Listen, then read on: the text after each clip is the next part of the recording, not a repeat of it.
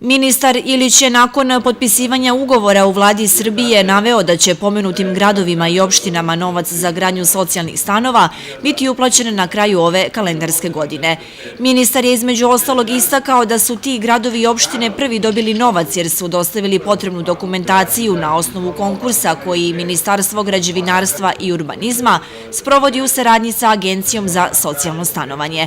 Ministar je saopštio da će u narednoj godini biti obezbeđeno još najmanje 10 miliona evra za tu namenu, kojima će se graditi dodatnih 50.000 kvadratnih metara stambenog prostora širom zemlje.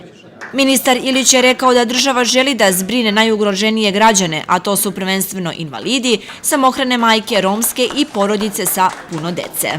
Ne može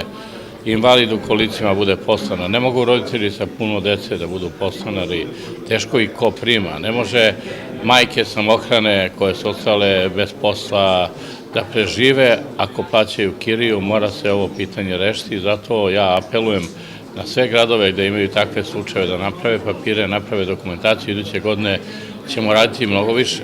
i graditi. Evo sad, na kraju godine, odjednom smo ušli u izgradnju, znači danas smo podelili ugovore za 10.000 kvadrata stambenog prostora. Iduće godine mi želimo da bar bude 50.000 i da rešimo mnoge po gradovima. Meni je drago da je Kragujevac ispunio papire za 63 miliona, Čačak 47 miliona, mnogi gradovi koji su imali dokumentaciju, mi smo sve ispunili, nijedan grad nismo odbili, ali jako mi je žao što mnogi nisu imali papire, evo za iduću godinu nek to bude spremljeno, nek se više očekuje i više će se graditi i raditi. Ujedno zaposlit ćemo građevinsku industriju, zaposliti ljude, a i rešiti probleme, velike probleme mnogih beskućnika širom Srbije. Gradu Čačku je dodeljeno 47 miliona dinara za izgradnju 24 stambene jedinice na lokaciji Obrež. Ja ovu priliku naravno želim da iskoristim i da se zahvalim Ministarstvu urbanizma i građevine u vladi Republike Srbije, odnosno resornom ministru gospodinu Velimiru Iliću, zato što su prepoznali kvalitet našeg projekta i zato što smo se mi našli kao jedna od 7 sredina u okviru Republike Srbije kojoj su opredeljena ova sredstva. Podsjetit ću današnjom odlukom i potpisivanjem ugovora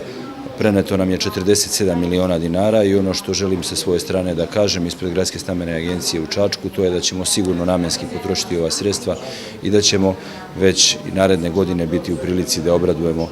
neke naše sugrađane koji se nalaze u nezavidnoj stambenoj situaciji kako bi na trajni način rešili svoje stambene probleme. Sredstva za realizaciju obezbeđena su iz budžeta Republike Srbije i lokalnih samouprava, a u okviru Ministarstva građevinarstva i urbanizma čitav projekat će realizovati Republička agencija za stanovanje preko lokalnih stambenih agencija.